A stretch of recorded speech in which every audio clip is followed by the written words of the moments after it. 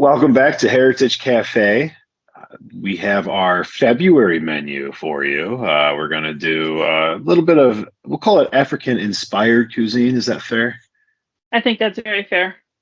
I tried to get more like an actual African representative dish, and I certainly failed on West Africa.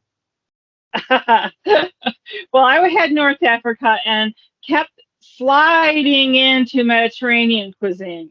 So what I actually thought I had chosen as African cuisine turns out was probably Syrian and yeah. So, but what I found out when I was doing all of this in the seasonings is that they're all very similar. You know, the Ethiopian, how do you say it? Barare, Barare, Barare is almost dead on to the North African Ras Al Hanout in what's in it. You know, it's the same profile. It's coriander, cumin, allspice, cardamom, cloves, paprika, nutmeg, ginger, cinnamon, turmeric, sugar, cayenne. That profile, which I love all of those. I love that flavor profile. So I just, can I jump right in here? I just got to tell you about what I made. Absolutely, absolutely. It probably was one of the best things I've ever made, and we'll make it on repeat. That doesn't happen too often. So it was called North African chicken thighs with dates and pomegranate molasses. And let me just say that pomegranate molasses is the key. Talk about one ingredient and you think to yourself, oh, I'll just substitute it for regular molasses, or I'll just put some brown sugar in there. Oh, no. This is one of those ones you've got to do. So basically, it was just a stew. You know, carrots, onions, what else was in there? Celery, tomatoes, and then this wonderful spice profile, this Ras El Hanout, with all of this crazy stuff, and additional turmeric, cloves, ginger, garlic. Oh, my God. And then just, so they seared the chicken just to give it some flavor and to crisp up the skin a little bit. You cooked it in the skin with the bones and then dumped it into all the goo, including that pomegranate molasses. Holy cow. And then you just cooked it and it was phenomenal, phenomenal. Such a different taste for something that it's all the same stuff you eat all the time. But boy, it has to be the pomegranate molasses in there. It was amazing. It was just amazing. Definitely would make it again. Did you end up and of with course, any? Go ahead. Well, as you know, we don't have African inspired stores or any kind of ethnic stores here at all. So I had to make my own Ras El Hanout, and I'll make it over and over. It would be good on everything. And you were gonna say what? Like, I was just, do you have any leftover base to start with next time? Oh, no, but I had leftover base and we had it for another meal because we served it over couscous. So I had enough of the gravy left. You know, the chicken was gone, but I had enough of the gravy yet to make another meal. I threw in some canned chicken for that second meal, put it over the leftover couscous. Holy cow. That's another one of those leftovers are even better. Absolutely. So, whew, yeah. I wish I could have tried some. Sounds like something new. Mine was very boilerplate for me by the time I was done with it. Okay, all right. Well, tell me about yours, and then I'll tell you what else I made. Okay, so I had West African. I was gonna try to do like a Senegalese dish, and just failed repeatedly to find fresh ingredients. Found some African grocery stores that just didn't have what I was looking for. I couldn't find okra. Oh, anywhere. Well, it's way out of season. I mean, but they do have frozen okra. I couldn't find any canned. I couldn't find any frozen. I went to 6 or 7 different stores, just couldn't find it. I don't know if I was missing it or what. So I pivoted a few times because my original plan was to do Senegalese. And then I figured, okay, maybe we'll do just like a West African inspired gumbo with okra, with a little bit of mutton, peanut oil. Ooh. And I couldn't find lamb. I couldn't find okra. Couldn't find redfish. So ended up going with, we'll call it West African gumbo, but definitely as I cooked, went more and more Creole, which is kind of my Okay. gumbo that I make. Okay. So whitefish and tiger prawns. Very, very good. A ton of fish. I was going to put smoked salmon in it as well. I didn't have room. I put in 2 pounds of whitefish and 3 pounds of tiger prawn. Wow. And then made the whole thing essentially out of like a fish broth. Okay. Firmed it up a bit, some ginger, some garlic, some onion. Ended up putting broken ramen, like almost completely ground ramen into it, just to give it a little more substance. Because as it was cooking up, the rice wasn't taking to it like I wanted it to.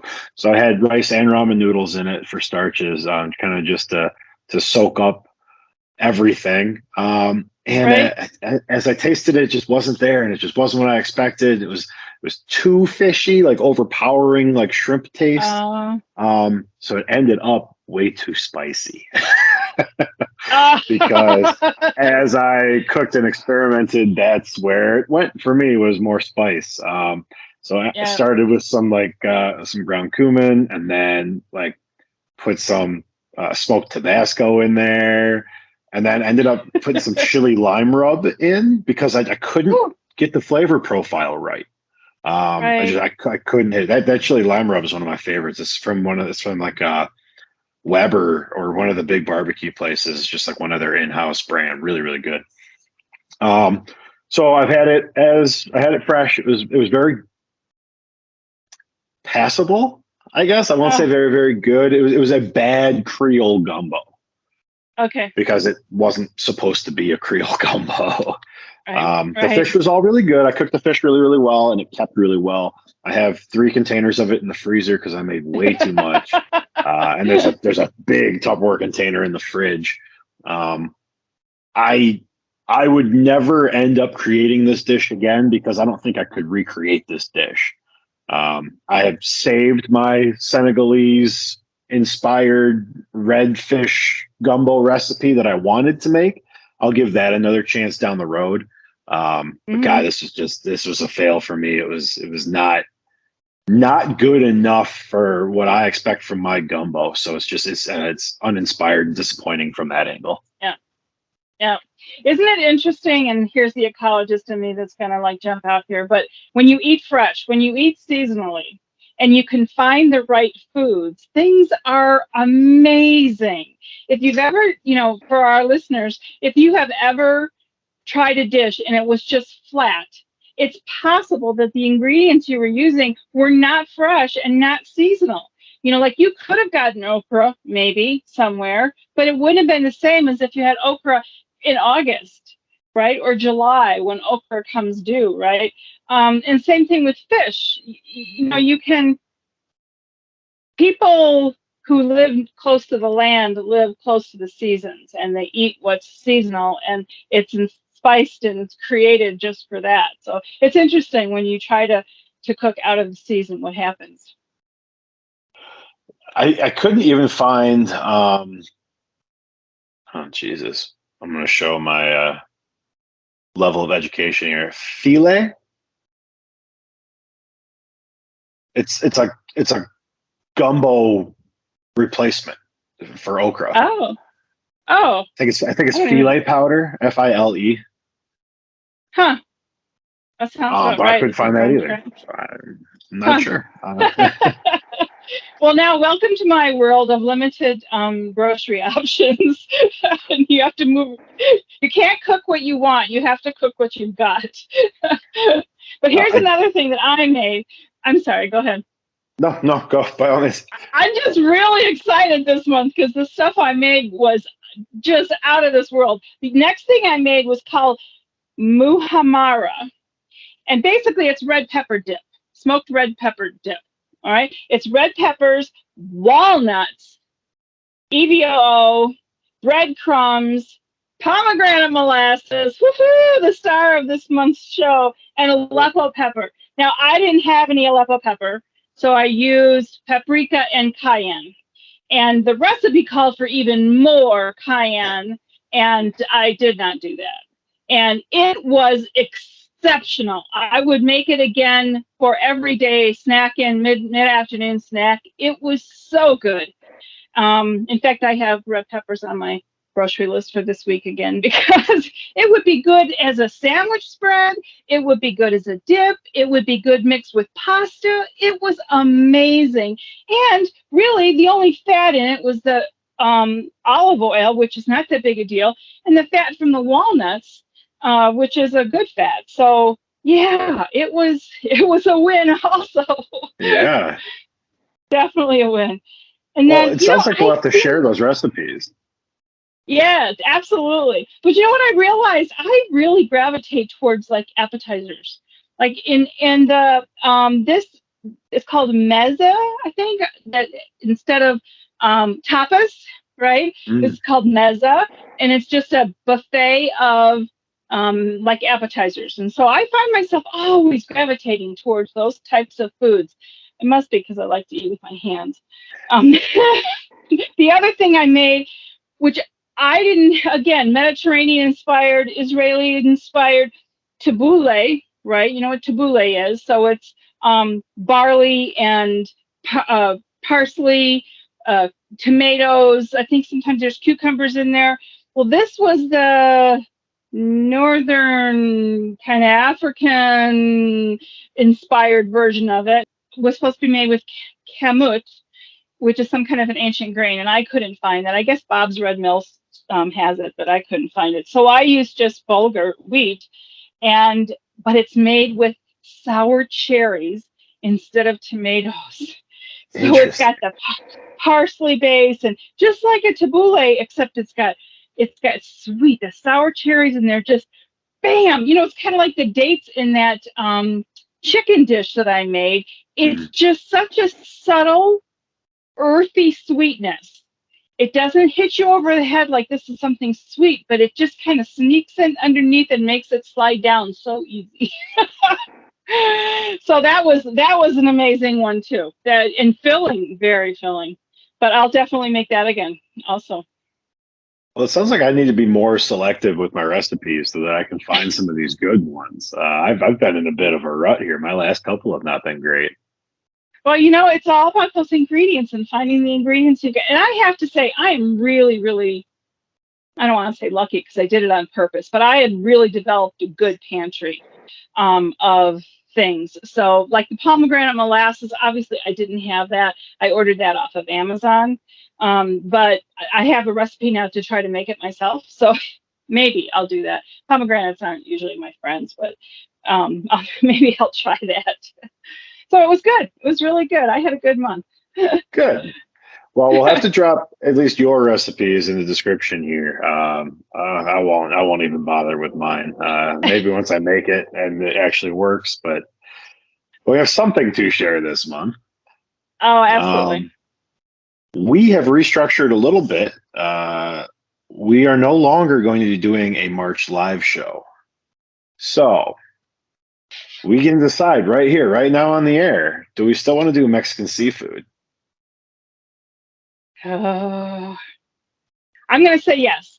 I have a few Mexican groceries I can get to here. I'll see what I can do. Let's try it. Okay. I'll tell you, I am thinking of grouper. Okay. I don't have a clue. This is a cuisine I don't know anything about. So you're way ahead of me in the fish game. I don't really know that much about cooking fish. So, okay, we'll do it. So that'll be Challenge March. On. And then, I'm looking at our calendar here. We got Mediterranean for April. Which see, I just blew that. Yeah, well, I was thinking you might be able to double dip, but we'll come back. We'll talk some more about April. But if you guys have any ideas, drop it in the comments because we'd love to try all kinds of different stuff. Right? And if you've got some bizarre recipe that you've ever made that you just love, please, if you want us to try it, see if we can knock it out, give us a note in the comments. So that's African inspired ish cuisine from us. We will try it again at some point down the road, maybe South African, East African. We'll play around a little bit and see what we can get. But Mom, I'm really glad that your stuff came out good. That is too, and so are our guests. So it worked out really well for me. The good news about my crappy gumbo is that no one wants to eat it, so I'll have it for the next 4 weeks. You scare me with your food storage, son. I just gotta say. Most of it's in the freezer. It'll be okay. Okay. All right. Okay. Well, thank you all for being here. This has been the Heritage Cafe, where we cook to connect. And we're still working on our slogan. Wait, you missed the other part, though. It's always more than a recipe. All right, let's try that again. Okay, so this has been the Heritage Cafe. We're so glad you came in to see us today, where we always cook to connect. And it's more than a recipe. See y'all. See you next Bye. time.